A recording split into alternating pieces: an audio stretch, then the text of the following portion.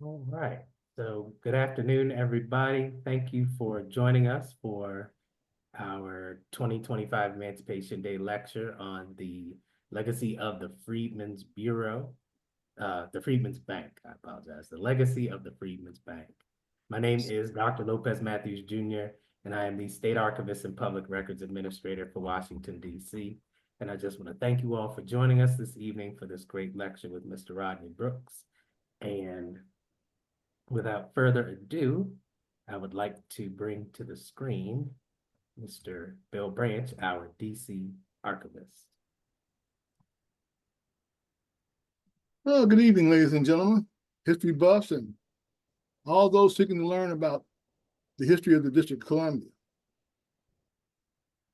Thank you for attending this presentation of the DC Emancipation Day lecture series. Tonight, we continue the commemoration of the 163rd anniversary of DC Emancipation Day.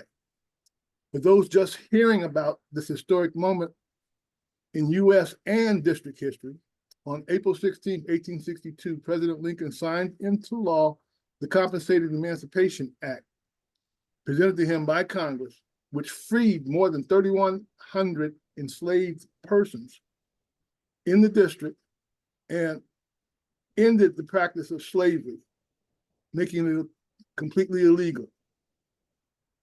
This was 3 years before Juneteenth.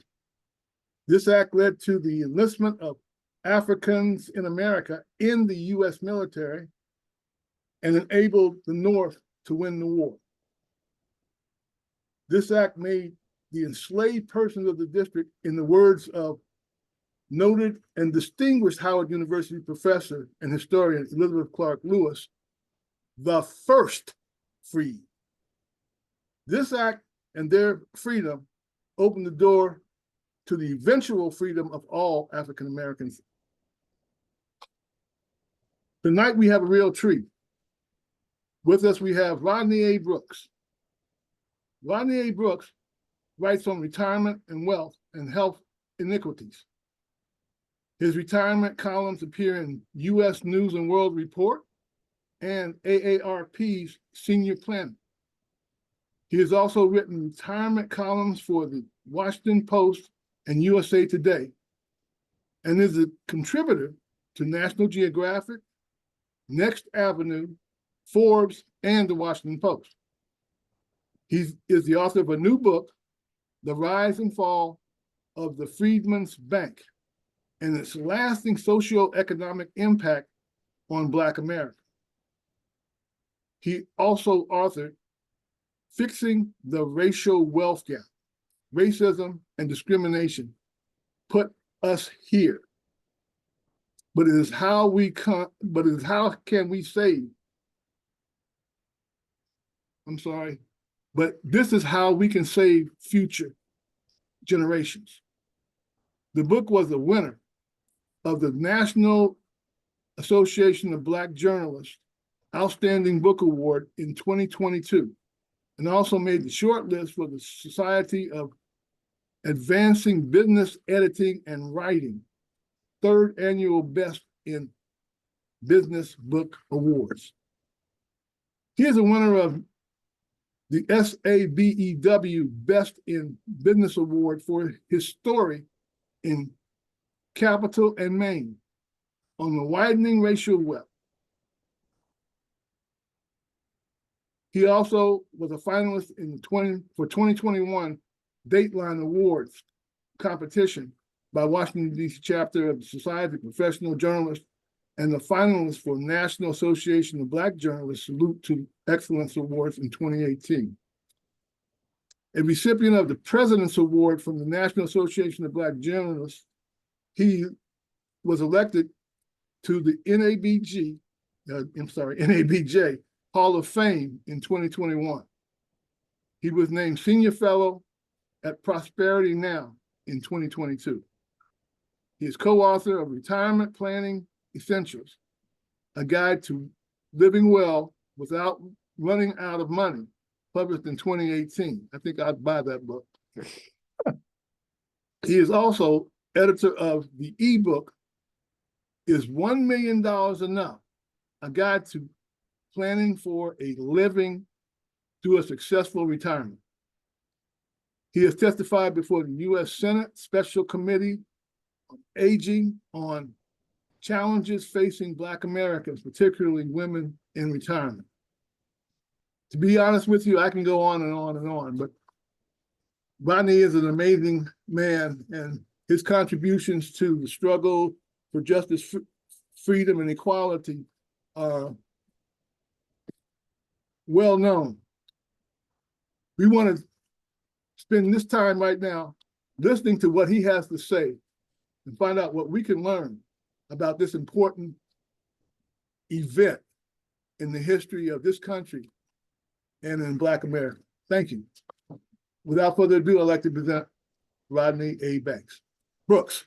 Thank you, Mr. Branch. Thank you for inviting me to be a part of these great Emancipation Day celebrations. Good evening, ladies and gentlemen. I'm here to talk about my newest book, The Rise and Fall of the Freedman Savings Bank and its lasting socioeconomic impact on Black America. Okay, that historic bank, sometimes called the nation's first Black bank, was headquartered right here in Washington, D.C. The original building is gone, but at the site is the U.S. Treasury Annex, which has been renamed the Freedmen's Bank Building, and that is at the corner of Madison Avenue and Pennsylvania Avenue in Northwest Washington. Tonight, I want to put the bank, its historic rise and unfortunate demise into perspective in American history and Black American history. And I want to talk about the long-term socioeconomic impact on Black America. Black history is under siege in cities, counties, and states across America. Efforts to whitewash or deny the teaching of Black history and remove books authored by Black writers from public and school libraries is gaining momentum as the present administration tries to whitewash America and destroy DEI. But like the Jim Crow laws that legally impose segregation on Black America, these efforts are resulting in a resolve and determination to find alternative methods to ensure that all children receive a full and proper education. Still, efforts to deny Black history are proving to be both damaging and divisive. Stressed librarians and teachers are quitting. White Americans, especially children, will be prevented from knowing, understanding, and acknowledging the history of Black people in America, from the horrors of slavery and Jim Crow to the brilliant shining light that came with the ascent of President Barack Obama to the White House. Black history celebrates outstanding achievements by Black men, Black women, and culture from the first day the African slaves set foot in Virginia, but it's also filled with atrocities, pain, and despair, such as the horrors of centuries of slavery, lynchings, race riots, Jim Crow, and institutional racism. But perhaps nothing captures those mixed emotions like the history of the Freedmen's Savings and Trust Company. It was established in 1865 by President Abraham Lincoln and the U.S. Congress at the same time they created the much better known Freedmen's Bureau, which was tasked with providing social and educational and financial assistance to the hundreds of thousands of newly freed slaves. Well, the Freedmen's Savings Bank was established primarily to give Black Civil War soldiers and veterans who were flush with cash wages and bounties from serving in the Civil War and in the Union Army, access to a bank to save and grow their money, something that was denied at white banking institutions. Okay? The Black soldiers, many of them former slaves who had never earned money on their own or of their own, also needed a way to send cash to their families.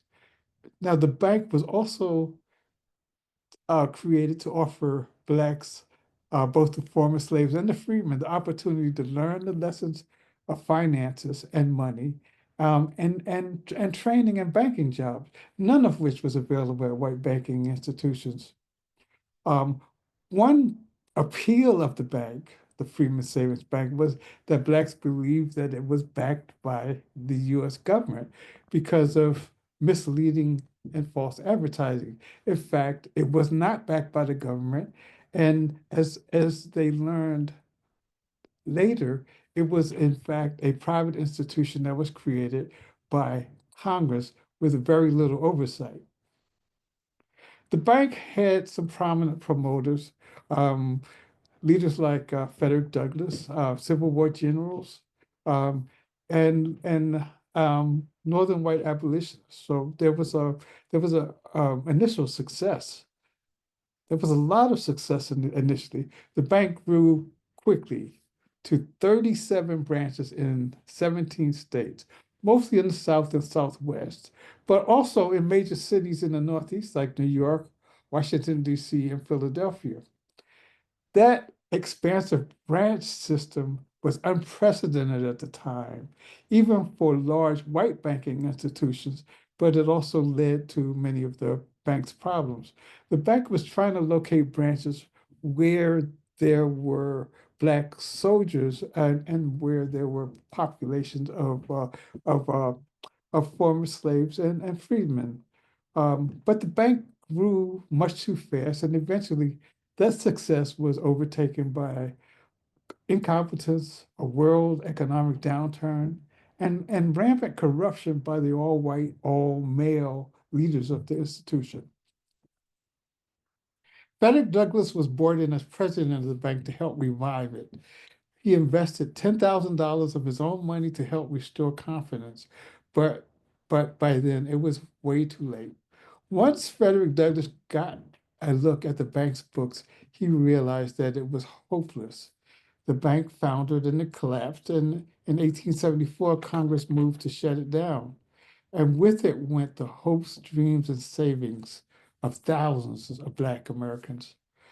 The closing of the Freedmen's Bank did much more than shatter the dreams of the former slaves and freedmen, including Douglass.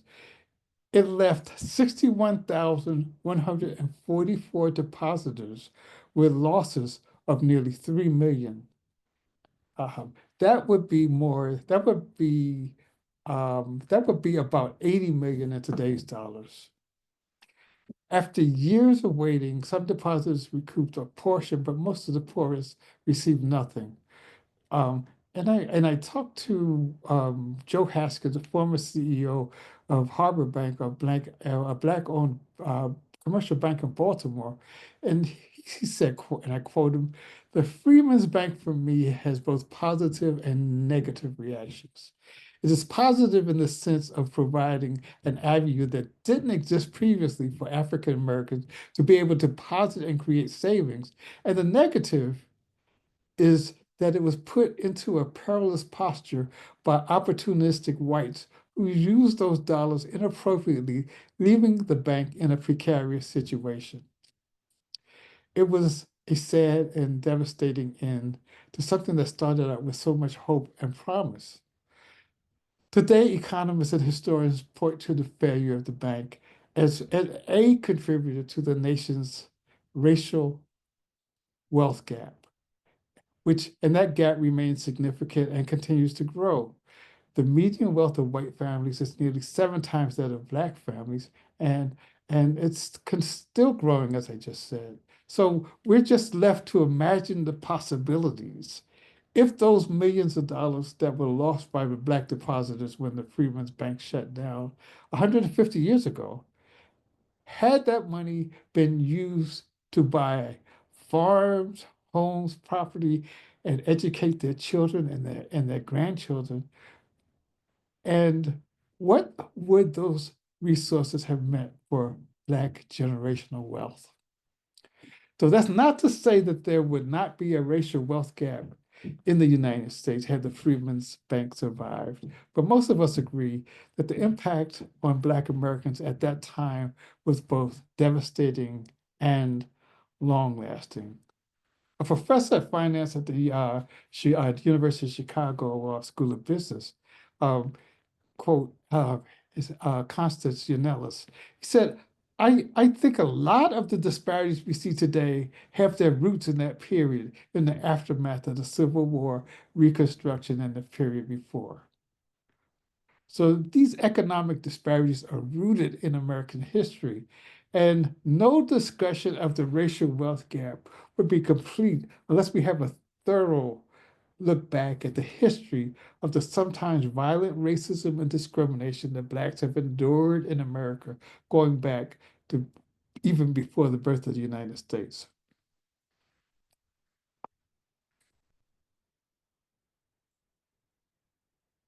The numbers tell a story of a dismal economic reality permeated by a history of brutal and pervasive racism and discrimination. The median wealth of Black families is $24,100 compared to the median white family's wealth, which averages $165,000. Prosperity Now, a Washington, D.C. organization that promotes economic equality, predicts that the median wealth of Black families will drop to zero by 2053. So when we look back at the causes of the racial wealth gap, one in particular started out as the positive way to help the newly freed slaves in the Black Civil War soldiers. And it certainly didn't end up that way, but often overlooked is basically the Freedman Savings and Trust Company that was established in 1865. Thousands of Black folks flocked to the branches that went up. Okay, as I said, there were 37 branches and it grew fast. Um, and that branch system was really unprecedented. But it was also led to many of the problems because if you could imagine in the 1860s and the early 1870s, communications between the banks, which was based in Washington's headquarters, and the branches could take days or weeks. Oversight was virtually non-existent. There was one bank auditor um, who was supposed to serve the entire system. Um, and um, and Congress was supposed to provide oversight, but somehow it did not. So as the bank became a depository for the bank for soldiers and later their pensions, um, later depositors included all kinds of Black Americans, free men and women, Black businesses, Black churches, civic and social organizations. Um, they also included Black children. 20% of the depositors were Black children. And unsurprisingly, most of the deposits were small, um, from $5 to even less than $5, $5 to $50. But these people thought they were putting their money in a Black bank, as I said. And that wasn't the case. And they were led to believe that their money was safe, protected by the United States government. And that wasn't the case. When the bank failed 9 years later in 1874, it wiped out the savings and the dreams of thousands of Blacks, um, and then failed in its mission, which was to offer financial education, but it also destroyed generational wealth for decades to come. The concept was commendable, but incompetence, theft, and the financial crisis and corruption at all levels contributed to the demise. Um, Perhaps more far-reaching than the immediate loss of the deposits was basically the deadening effect of the bank's closure had on many of the depositors' hopes and dreams for a brighter future. The bank's demise left bitter feelings of betrayal, abandonment, and distrust of the American banking system that would remain in the African American community for many years, and some would say still exist today.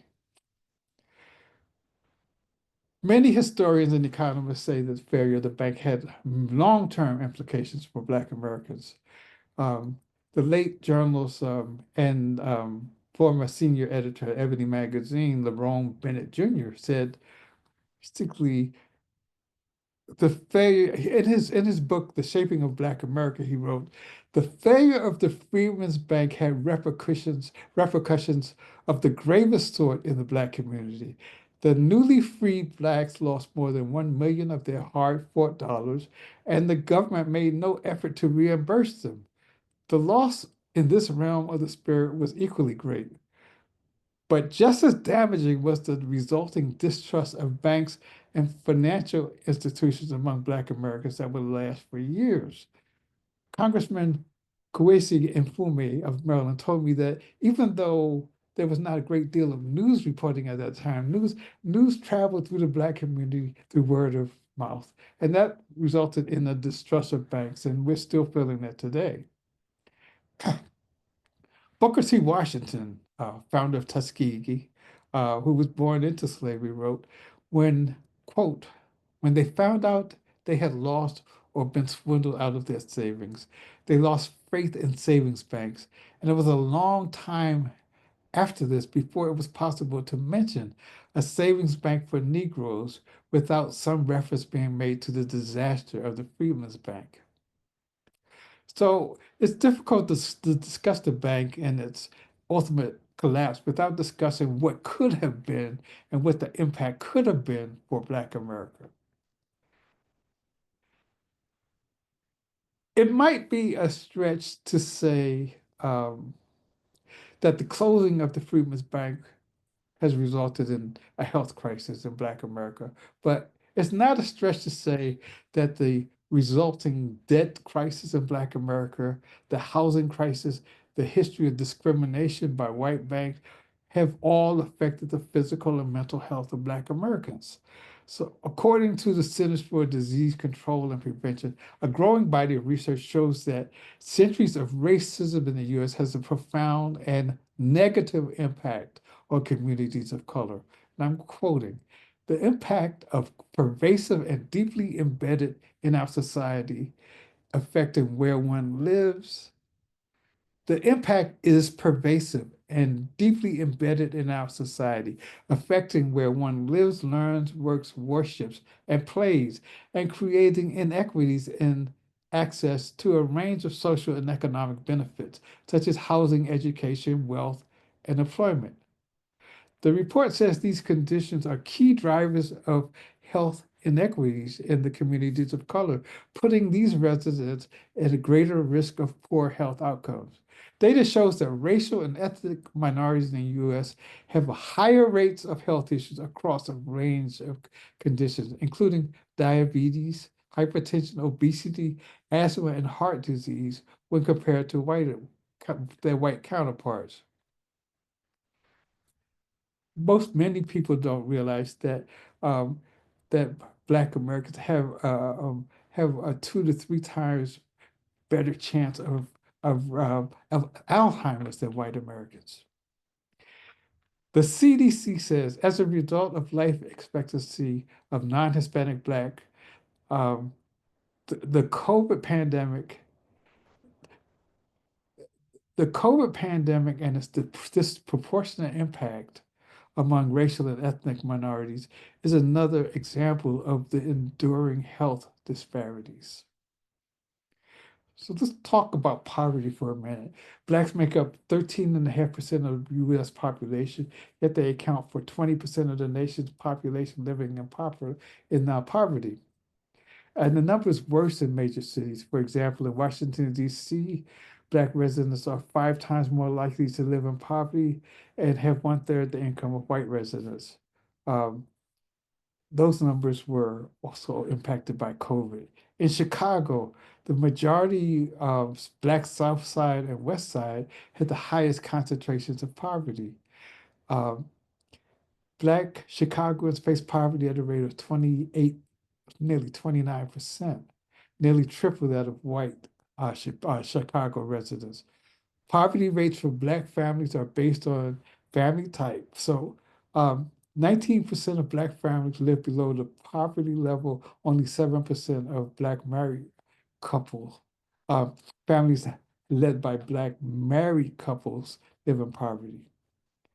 Now, here's how we're still talking about how the bank may have affected um, the Black Americans' relationship with banking. This was the Black Americans' first real relationship with a bank, and that ugly chapter was um, followed in history by years of discrimination and outright hostility from banks. What does that mean? Black Americans are less likely to use banks and financial services than other groups in the United States. And when you ask them why they're not using banks, the answer you hear from people is that they lack trust in the banking system. And that's generational. I mean, I could talk to my grandfather. My grandfather never trusted banks. And according to Constantine Yannelis, who I quoted previously, um, a professor at the University of Chicago Booth School of Business, he said he did a study and found a direct correlation between the failure of the bank and that deep distrust of banks. And this is more than 150 years later. The Freedmen's Bank failure was certainly a tremendous blow. Many of the poorest individuals lost every penny that they had saved.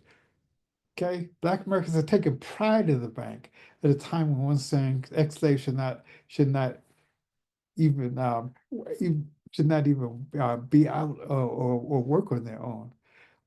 Ministers, community leaders, teachers all worked hard to convince people to trust the bank. Okay. And to this day, the studies have shown that people who live close to where the Freedmen's Bureau had branches are less likely to trust a financial institution. Let's talk about housing wealth, okay? That 3 billion that was lost, which I said was 70 to 80 million today in today's dollar, lost by the depositors in 1874, wiped away what could have been a century and a half of generational wealth, money that could have potentially been used to help Blacks buy homes, property that they could leave to their children, grandchildren, and future generations. Okay. Um, Today, home ownership is the largest source of wealth among families. The median value of primary home is worth about 10 times the median value of other financial assets. Okay, and that's one of the main reasons for the racial wealth gap. Home ownership rates among Black households are 44% versus 73% for whites. Okay. Black home ownership has dropped to the lowest level since the 1968 Fair Housing Act. Okay, and that's a pretty startling number there. The result is a growing home ownership disparity between Black families that own homes and the white families that own homes. Uh,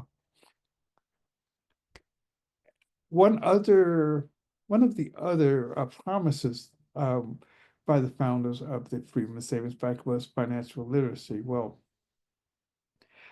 okay, so as a result, we did not have 150 years of that financial education that we would have had the bank survived. Okay. The financial knowledge and acumen that could have been passed on to future generations and descendants of those former slaves and those Civil War veterans, instead we lack far behind whites in several measures of financial literacy. Frederick Douglass said, the goal was to instill in the former slaves, quote, lessons of sobriety, wisdom, and economy, and to show them how to rise in the world. He saw the merits in the bank, which is why he stepped in, recognizing there needed to be a focus on financial literacy because it spoke to the economic side of the house. And I'm um, Joe Haskins again from former CEO of Harbor Bank in Baltimore. He told me if there's one area I think American community, the African American community has come up short of, is not having given enough emphasis to the economics of life. So the Freedmen's Bureau had many benefits, and it was understood that this institution would not only provide a physical location where someone could bring in a deposit, but it would stand as a beacon. It would shine a light on the importance of financial literacy and the importance of, of financial management. I want to talk about the long-term impact we may have seen on Black businesses, because the long-lasting impact of the bank extends even to Black businesses are trying to grow today. McKinsey and Company says healthy Black businesses, Black-owned business, could be a critical component in closing the racial wealth gap. Um, it projects that the racial wealth gap will cost the country 1 trillion to 1.5 trillion by 2028. What a report by McKinsey said, Black Americans have never had an equal ability to reap the benefits of business ownership. While only 15% of white Americans hold some business equity, only 5% of Black Americans do. Among those businesses with equity, the average Black American's business equity is worth about 50% of the average Americans, and is about a third of the average white Americans. Okay, racial disparities have had a huge impact on the growth of businesses. Today, Black businesses receive less financing at a higher rates than white business. Black businesses fail at an alarming rate. 8 out of 10 fail within the first 18 months. Federal Reserve Bank of New York said 58% of Black business owners describe their businesses at risk. Okay, that gap in business activity contributes to an overall lower level of prosperity. Okay. The median white family's wealth is more than 10 times the wealth of the median Black family. Um, if existing Black businesses reach the same average revenue as their white-owned industry, the result would be an additional 200 billion in direct revenue, equal to about 190 billion in the additional GDP, according to McKinsey. So to not leave you on a negative note, talk about some of the solutions to some of these problems, okay? Um, there are some tried and true solutions to the wealth gap. Um, um, but they're not likely to be applied, especially in today's political atmosphere. Um, so one is with baby bonds proposal that has been introduced in Congress. There are housing programs that would ensure the increase in Black home ownership. And as I said, home ownership is a key component of wealth. And several cities have experimented with guaranteed income program, where basically they guarantee income. It may be to 2,000 a month or more, depending on the city. To low income residents, and that has been successful. It has been endorsed by a number of mayors. So, and finally, reparations. We talk about reparations for slavery that would uh, that would be paid to Black Americans. And whereas I think there was some optimism that might happen during around during the uprisings during the COVID epidemic, the social justice uprising. Um, there's little optimism for them now. So basically, to say something that happened 150 years ago, the demise of the Freedman Savings and Trust Company, which went out of business in 1874, is still having a profound impact on Black America today in 2025. So now I'd like to open it up for questions, if there are any.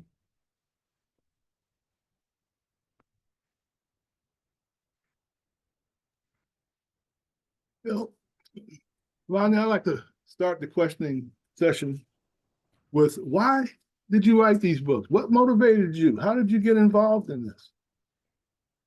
Um, you know, my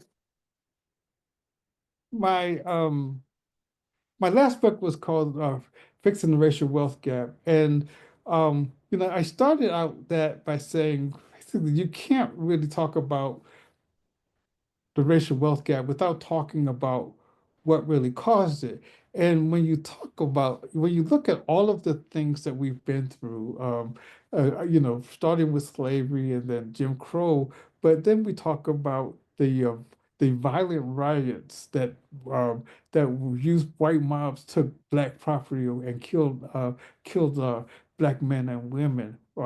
Basically, we're talking about people in all across America, where they just basically took property from Black America. Anytime we achieved any level of of uh, of prominence, it was taken away, and so.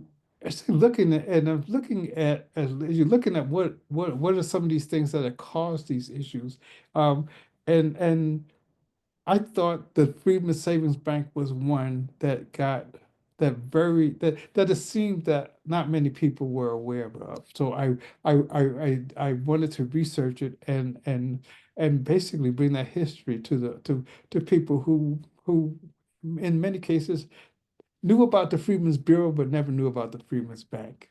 Mhm. Now, was the bank successful in its mission to I guess educate the freedmen and former slaves, or should I say, in terms of financial literacy? Was that a big part of their mission or program? And That how was successful? supposed to be because the founders were basically missionaries, Hmm. and so that was and somewhere along the lines the missionaries um, the management of the bank was taken over by a group of white bankers, and that's where the corruption came in. But yes, that was a mission, and the bank was successful in many of these things. Um, but basically, I mean, basically, Congress created this bank, and with no funding. So when it was created, the board of directors, I mean, they basically asked the leaders of John Alvord, who was one of the missionary leaders, basically asked his board to make contributions to get the bank off the ground. And so once they started getting deposits, they started creating all these branches. Well, they couldn't afford, so it was successful. I mean, it was successful, and there were even stories that these that the black depositors would actually dress up to go to the bank because this sort of legitimized them. They were part of the economic system that had been denied to them for so many years. So initially it was successful, but it was um, it was always underfunded, um and in the end when some really spurious people were basically in control, they did things that were not in the bank's charter. I mean, um you know, sort of getting off your question, but No, one no, go ahead, go thing, ahead. but one of the things they did, the bank was not basically in its charter, it was not um it was basically it was not supposed to make loans. Okay. So the bankers who took control actually started making loans to white to their white friends and business associates, even though black folks could not get loans on their own money. So So the black depositors could not get loans. that's right. Interesting, That's interesting. I don't want to hog the question and answer session, and I can, but please, somebody else want to jump in there? Have some questions about this?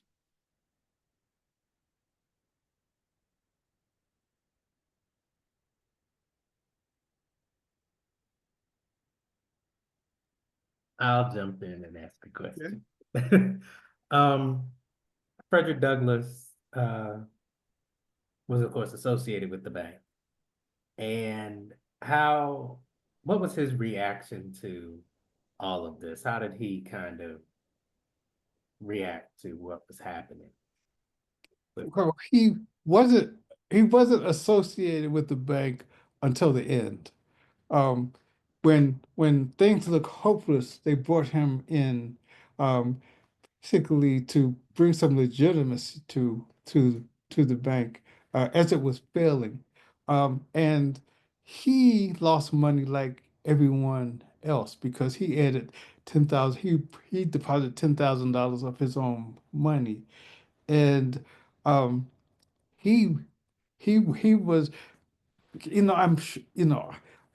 he was a promoter of the bank, but he was not involved until the very end when it was too late. So he was, I believe, he was really crushed once he looked at the book and saw how bad the finances were. Hmm.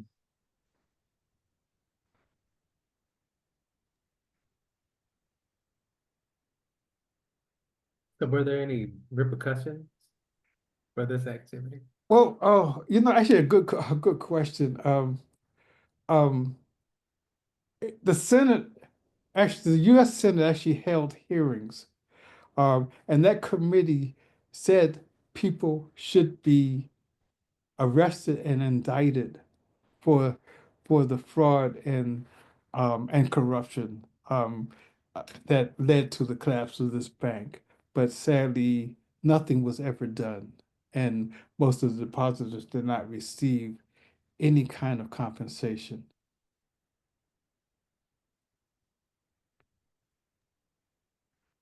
Very unfortunate. It's Yes. a story that sadly repeated itself throughout the years with other banks, like with Jesse Binga and the Binga Bank and things like that. So Now you might at the U.S. Archives in College Park, they actually have, and that's where I did a lot of research. They actually have the original passbooks. They have hundreds of these original passbooks that show the basically the transactions. And it was interesting because the depositors had to basically uh, they had to, in opening an account, um, basically t- provide a good deal of information about their past. So you can actually, in these past books, you can see a lot. You can learn a lot about these people who were actually um, making these deposits. Um, there was for many of them, they actually early on they actually asked for detailed information, including not only where they were from, but their slave owners, their their relatives, many, and if you read it, it was kind of depressing because then you see, people talk about their husbands or their children that were sold, 30 years before. Hmm. Talk about, and that's why after slavery there was this, you know, there were many groups of slaves who were trying to reconnect with families that had been sold away. But the amount of detail in the records at the archives, and the records are at the archives in College Park, even though they do have. And I'm gonna read you a couple of them. Um,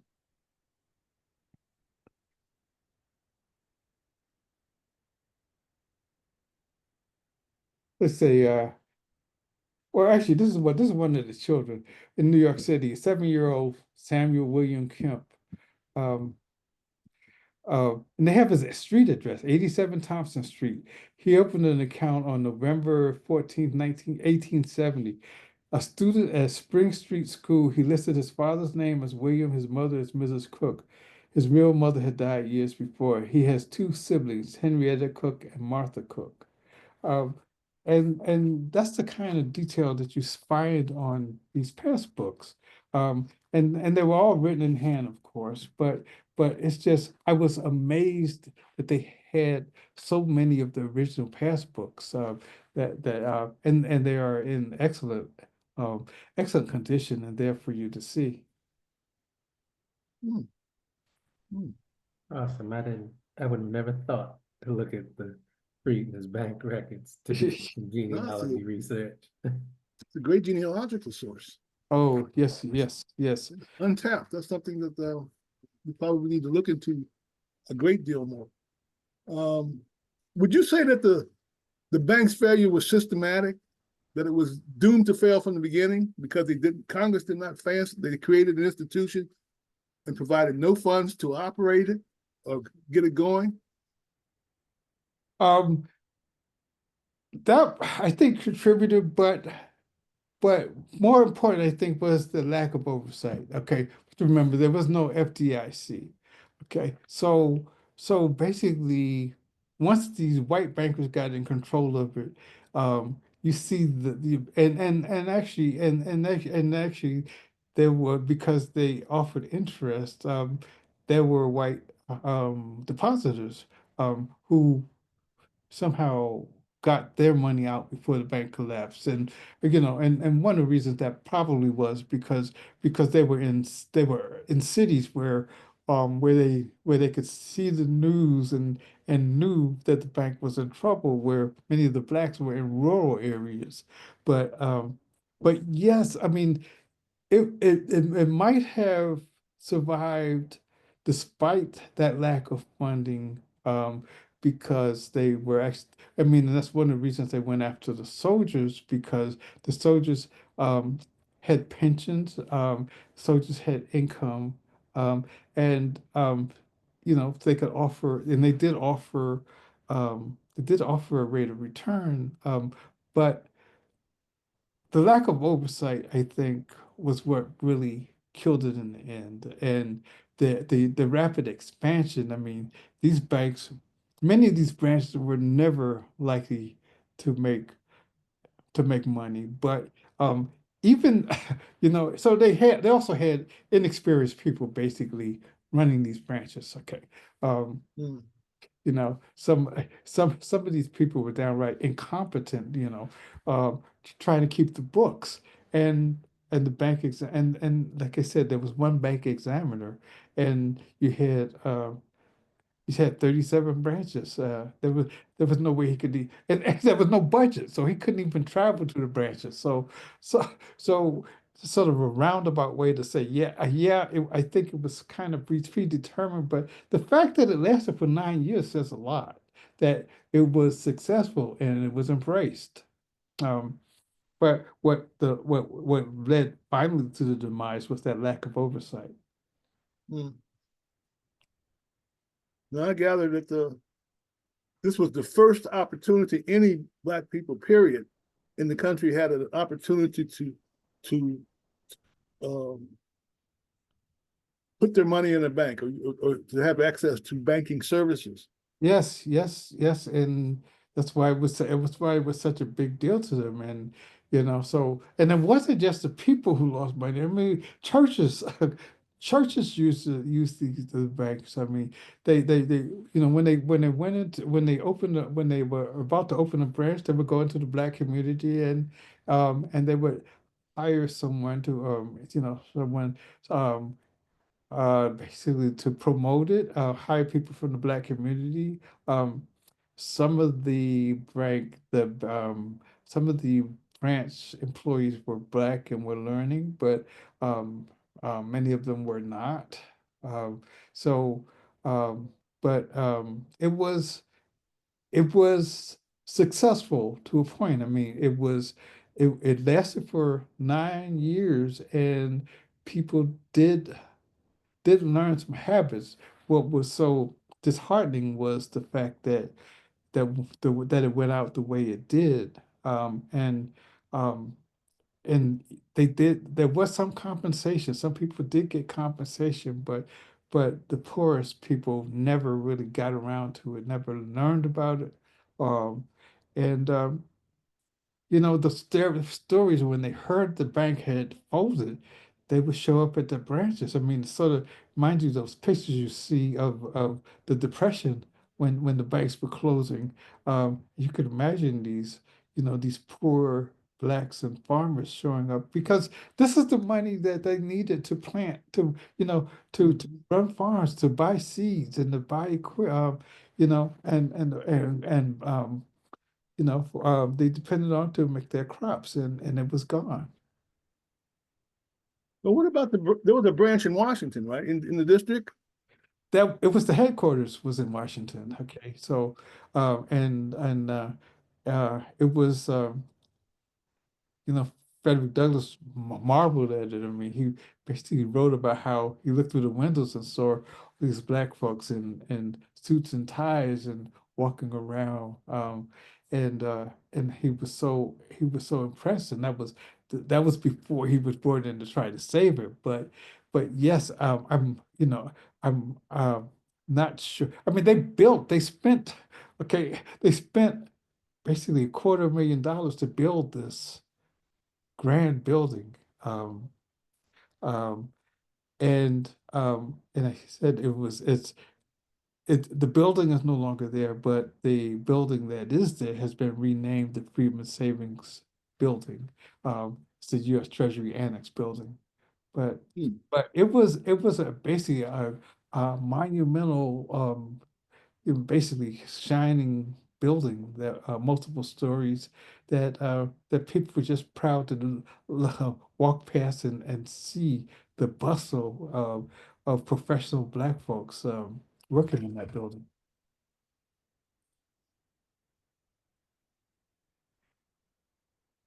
All right, someone else? You gonna let me hog this? Oh, come on.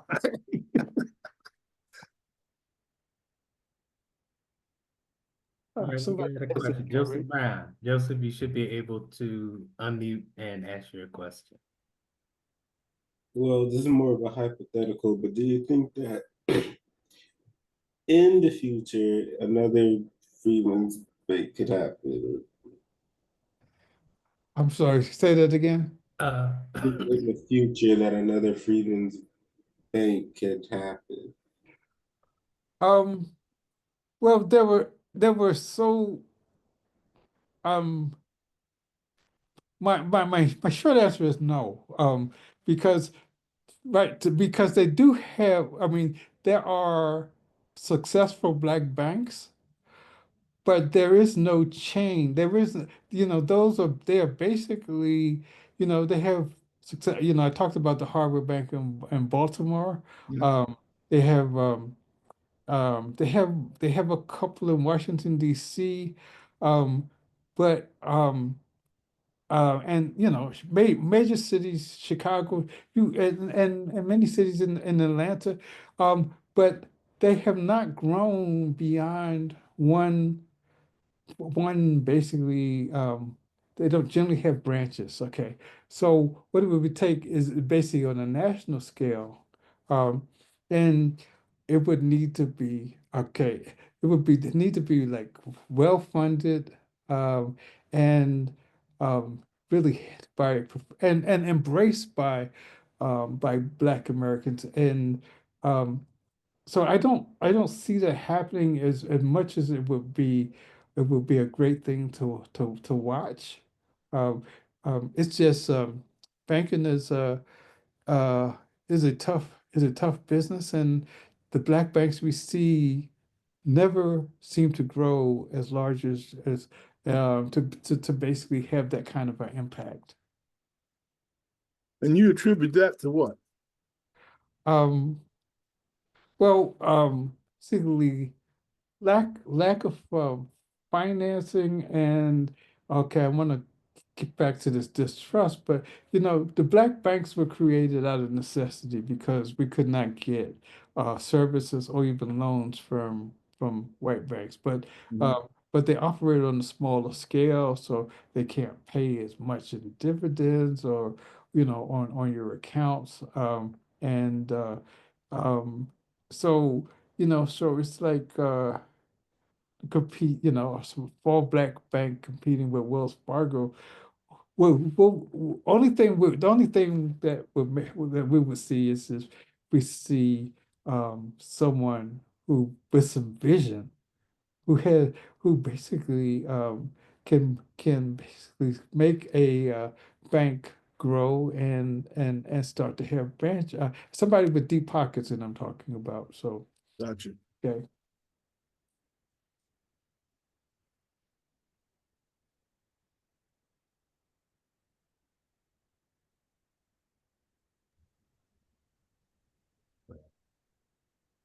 Well, it's getting close to that time. I'm about to say, well, 7 o'clock. Any other Yeah. questions? Um, Chat. while we're waiting for someone else to ask another question, I just want to remind people that we will be having one more program this Emancipation Day celebration season. That will be on Tuesday, April 29th, I believe. Is that right, Dr. Matthews?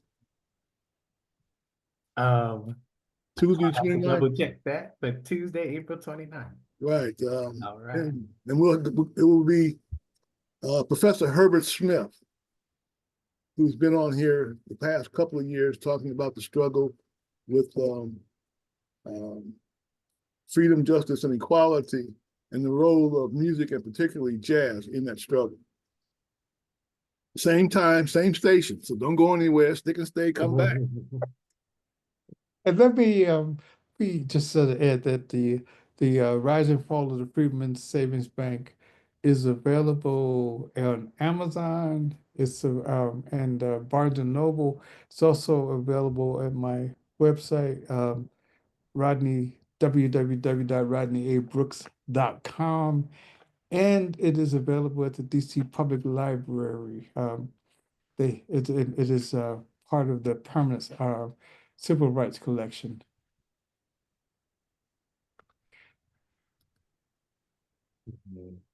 One second, someone asked for the link to register. I will get that for you.